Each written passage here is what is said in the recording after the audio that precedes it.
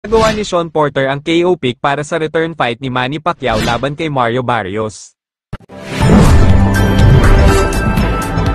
Si Shawn Porter ay gumawa ng nakakagulat na pick para sa pagbabalik ni Manny Pacquiao laban kay Mario Barrios.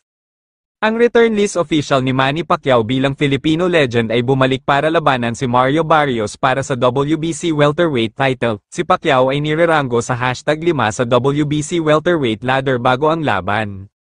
Si Pacquiao ay 46 na taong gulang na ngayon at ang kanyang huling profesional na laban ay noong 2021 laban kay Yordenis Ines Ugas. Hindi naging maganda ang hitsura ni Pacman sa laban na iyon matapos bumalik mula sa 2 taong pahinga at natalo sa unanimous decision.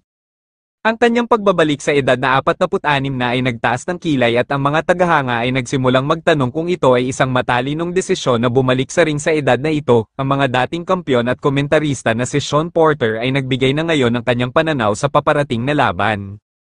Pinaalalahanan ni Porter ang mga tagahanga na sa kabila ng kanyang edad, siya pa rin ang maalamat na Manny Pacquiao at naniniwala na ang bilis ni Pacquiao ay maaaring magawa ang trabaho laban kay Barrios. Manny Pacquiao ay muling pumasok sa WBC welterweight ranking sa numero 5 sa gitna ng mga ulat na siya ay mapaghamong Mario Barrios para sa WBC World Title sa ika-19 ng Hulyo th. Sa pagsasalita sa palabas na The Porter We Podcast, sinabi ng Hall of Famer, "Mahirap kasi siya si Manny Pacquiao, kaya ito ay kung ano ito.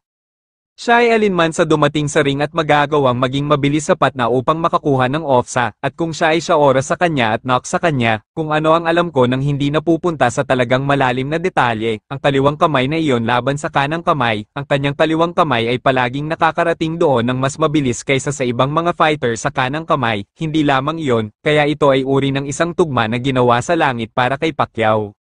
Si Manny Pacquiao ay isang tunay na boxing legend na may record na 6-2, 8-2 na may 39 knockouts, gayunpaman, kailangan niyang ibalik ang orasan para sa kanyang pakikipaglaban kay Barrios.